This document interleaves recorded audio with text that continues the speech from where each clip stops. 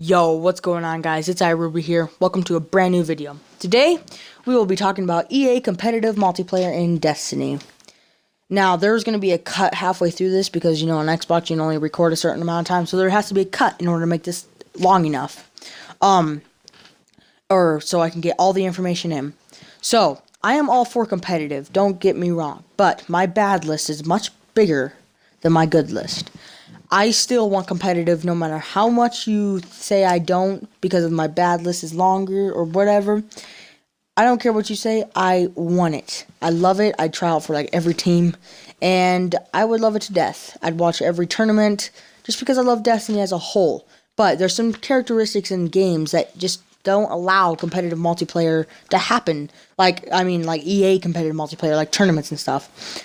So, this is a single-player based game, mostly single-player based game. That's where you get all your good, insane loot, is from single-player or PvE, I should say, not single-player, but PvE. This is PvP, and PvP you don't get a lot of rewards unless it's like Iron Banner. That's the only time you get alright rewards from actual things, or from actual games. So, we will be talking about what we need, the good and the bad. Now, again, my bad list is a lot shorter, or longer, than my good list. So, let's just get right into it. So, competitive Destiny. So, the first thing you need is custom games. This is the only way you're going to be able to match it with people and have games of, custom games. This is the only way you're going to be able to have a game of yourself. Just with you and your friends, or you and the other team, your team and the other team, in competitive, we're speaking anyways. Number 2, we need to be able to custom the settings, so how long we play, what the score limit is, and how many Guardians there's allowed to be in one game, and stuff like that. We have to be able to custom this stuff so competitive can actually happen, because without custom settings, competitive really doesn't happen, actually. So, now on number 3. There has to be rules like no heavy weapons, or no exotic armor, or certain exotic armor is banned, or no overpowered guns, or no exotic guns, like overpowered guns as in Hawkmoon or Thorn and stuff like that. Don't get me wrong, there's a ton more overpowered guns, but I'm just naming a couple. And there has to be rules like that in order for it to be balanced, because nobody's going to know who's the real best at the game until there's a balance. So everybody is on an even playing field, and everyone has a chance at greatness, basically. So without balance, competitive Destiny does not happen. Now we get into the good and the bad. Remember, bad list way longer, good list a little shorter, but I'm still for competitive Destiny, don't get me wrong. So, let's get into it. So, for the good, there's lots of objective game modes. So, or OBJ, whatever you want to call them. So there's Rift, there's Salvage, there's Control, and there is Elimination. Those are the main 4 game modes that are objective based, and competitive is all about objective based game modes. 'Cause if you're just killing people, that doesn't define you, that doesn't make you a good player. What makes you a good player is being able to control or take a zone or an objective and being able to hold it. Being able to hold this objective or take it, and being able to defend yourself using guns and killing other people to defend it. So killing comes in with objectives, so you need both of those to see who the actual best team is, the best of the best. So there could be Destiny championships, it's like there is the COD championships. And you can see who the best of the best teams are. Now, second, there's a lot of variety of guns and armor. This makes so, now you're gonna have to figure out a way to make every gun balanced, or every gun class balanced. This way, there's no difference. So if you're using if your favorite gun's a pulse rifle, we'll say, just for instance, and somebody else's favorite gun is a Hawkmoon, or not a Hawkmoon, a hand cannon on the other team, there has to be a pro and con to every single gun, so there is a way to counter it. Because if there's not a way to counter it, then who knows?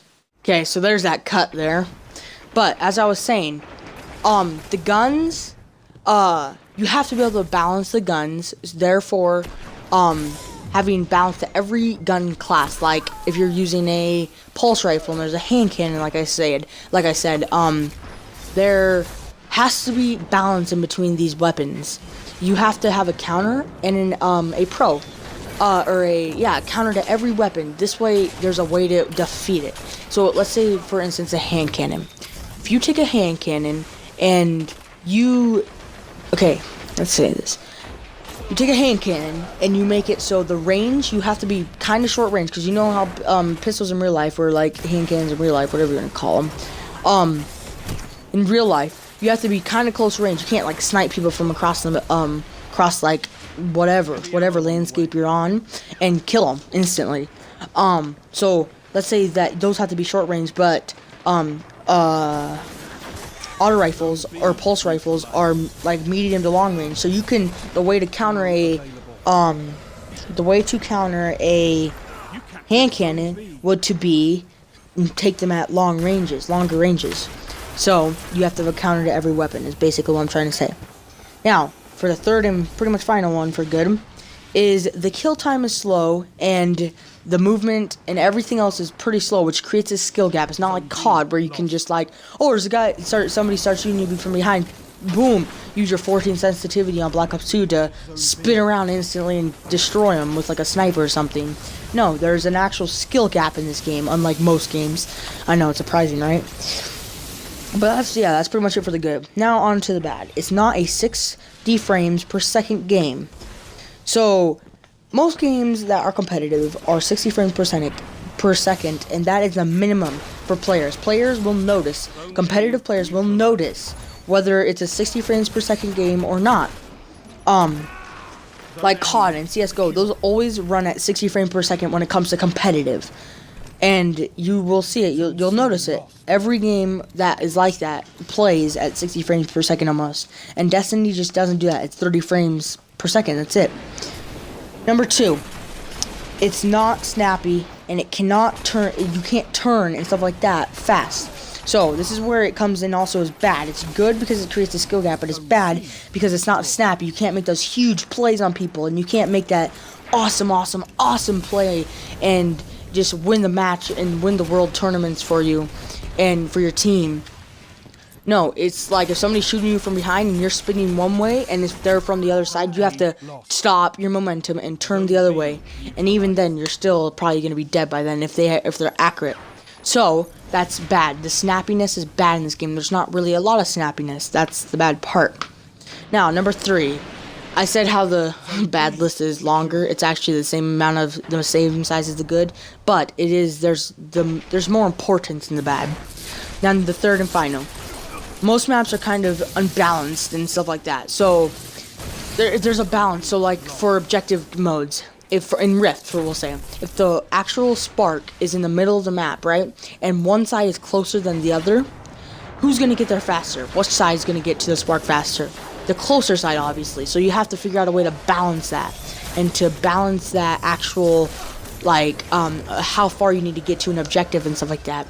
But there also has to be unbalancedness in order to have competitive too, to see who can actually play the hardest and get to that other side of the map objective, and who can get there first.